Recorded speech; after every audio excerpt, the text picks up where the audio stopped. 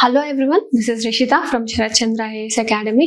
So మనందరికి తెలిసిందే, ఈ మధ్య న్యూస్ పేపర్స్లలో ఎక్కువ పిఎం కేర్స్ ఫండ్ గురించి వస్తుంది. బికాజ్ చాలా తగ్గిపోయాయి ఫండ్స్ అన్నట్టు.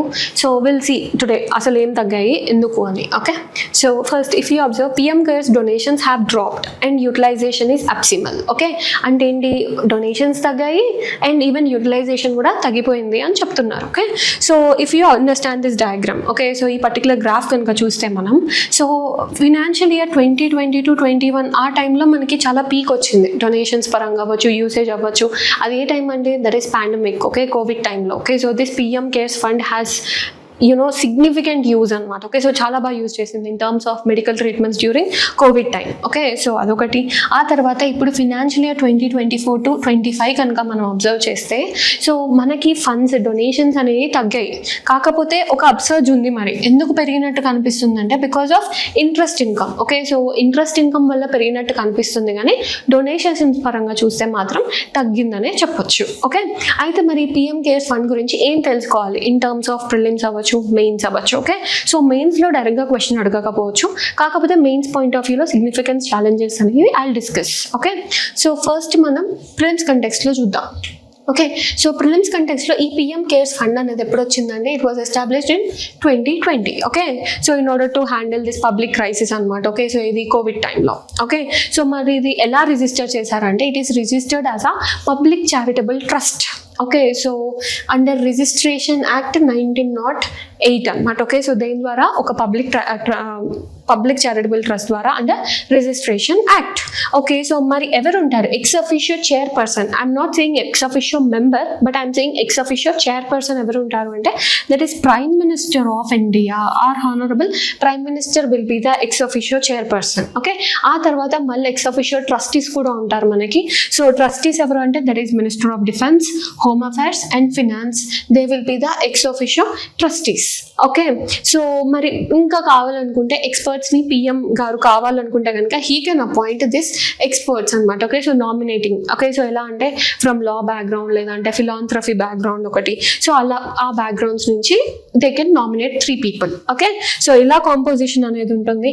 ఆ తర్వాత మరి ఎవరి కింద ఉంటుంది. ఓకే, సో ఎవరు మేనేజ్ చేస్తారు ఈ పర్టికులర్ పిఎం కేర్స్ ఫండ్ అంటే it will be managed by this prime ministers office.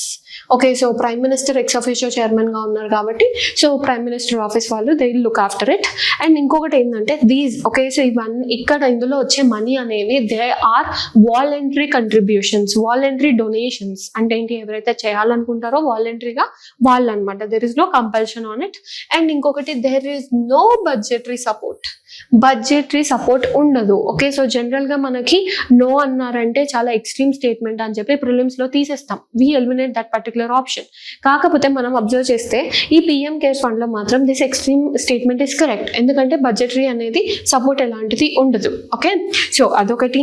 ఆ తర్వాత మరి significance of this particular scheme ఏంటి, అసలు ఛాలెంజెస్ ఏంటి, first we'll discuss significance. Okay, significance కనుక చూస్తే మనకి out of the pocket expenditure. Okay, so health విషయంలో అవుట్ ఆఫ్ ద ఇది పాకెట్ అంటే ఏంటి, for example if you go to a hospital. Okay, so మీ పాకెట్లో నుంచి ఎన్ని మనీ తీయాల్సి వస్తుంది in order to get treatment. Okay, దాన్ని out of the pocket expenditure అంటూ ఉంటారు.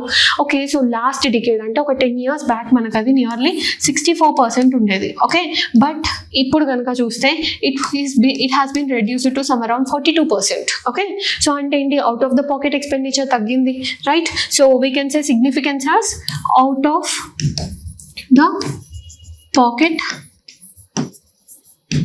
expenditure has reduced కదా, రైట్. అండ్ ఇంకోటి ఏంటి, it also helps in achieving sustainable development goals, that is SDG 3. Okay, అంటే good health and good well being అనేది ఒకటి. So అలా సిగ్నిఫికెన్స్ అనేది ఉంటుంది. మరి ఛాలెంజెస్ ఏంటి, so when it comes to challenges, so challenges ఏంటంటే దట్ ఈస్ మనకి డొనేషన్స్ అనేవి వాలంటరీ, రైట్. దానివల్ల ఏమవుతుంది, మనం ఇప్పుడే డిస్కస్ చేసాం, దట్ ఈస్ డొనేషన్స్ అనేవి they are getting reduced. Okay, so అదొకటి. ఆ తర్వాత నెక్స్ట్ యూటిలైజేషన్ అనేది కూడా తగ్గుతుంది, రైట్? సో ఈవెన్ యూటిలైజేషన్ కూడా లేదు. ఆ తర్వాత ఇందాకే చూసాం బడ్జెటరీ సపోర్ట్ కూడా లేదని, రైట్? సో మరి బడ్జెట్ కూడా లేదు దీనికి, లైక్ బడ్జెటరీ సపోర్ట్ కూడా లేదు. సో ఇలా ఛాలెంజెస్ అనేవి కూడా ఉంటాయి అని చెప్పొచ్చు. So in this way, in a comprehensive way, you have to understand about this particular topic. Okay, so that ఎలా అడిగిన క్వశ్చన్స్ మీరు ఆన్సర్ చేస్తుంది. So yeah, this is for today. Okay, thank you. This is from Sharath Chandra IAS Academy. Your dream, our mission.